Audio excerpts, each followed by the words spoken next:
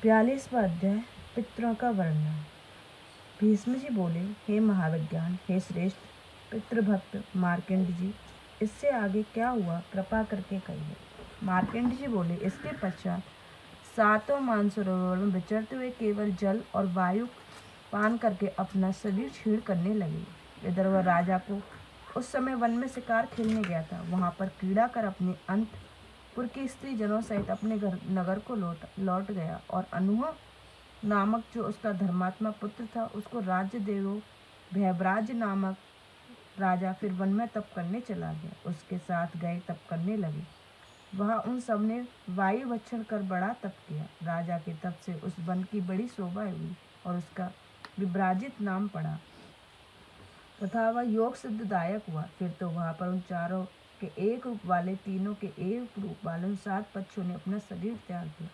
ब्रह्मादत्त से लेकर बिडान पाप वाले सातों महात्मा कामिल पल्ले नगर में उत्पन्न हुए, जिनमें 4 स्मृति वाले, 3 विमोहित हुए और तेजस्वी ब्रह्मादत्त अलग उत्पन्न हुआ। तब अपने पुत्र ब्रह्मादत्त को पाप रहित हुआ देखकर उसका राज्य अभिषेक कर मोक्ष लाभ किया।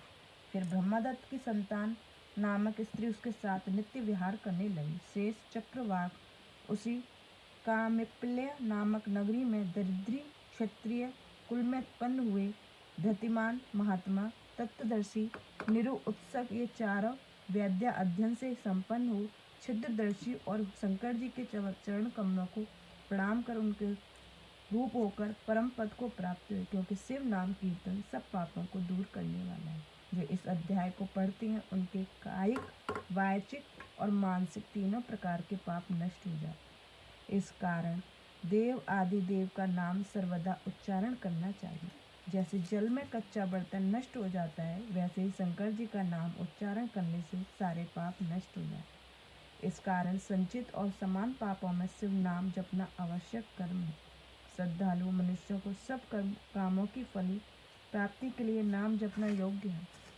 इस अध्याय के पढ़ने तथा सुनने से सब पापों का नाश हो जाता है, नाश होता है, पुष्टि प्राप्त होती है, वह प्राणी निस्संदेह मोक्ष को प्राप्त होता है। इति शिव महापुराण 5वीं उमा संहिता का 42वां अध्याय समाप्त। जय गुरु जी, शुक्राना गुरु जी।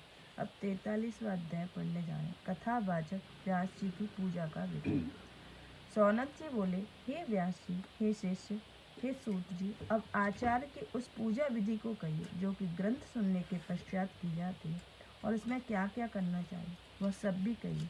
सूत जी बोले, ग्रंथ सुनकर श्रद्धा सहित आचार्य की पूजा करनी चाहिए और अंत विधि में पूर्वक आचार्य को दान देना योग्य है।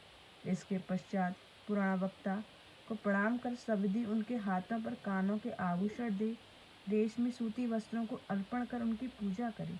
यदि शंकर जी के पूजन की समाप्ति हो तो ब्राह्मण के बछड़े सहित गाय दे दें। वस्त्र सहित पल भर सुवर्ण का आसन बनवा उस पर ग्रंथ को स्थापित कर यदि आचार्य को दान देवे तो आवागमन से मुक्त होवे।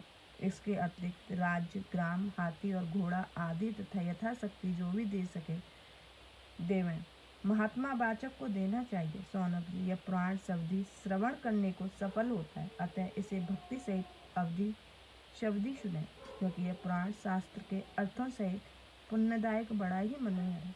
इति शिव महापुराण 5वीं उमा संहिता का 43वां अध्याय समाप्त। जय गुरु जी, शुक्राना गुरु जी, अनंतम अनंतम शुक्राना।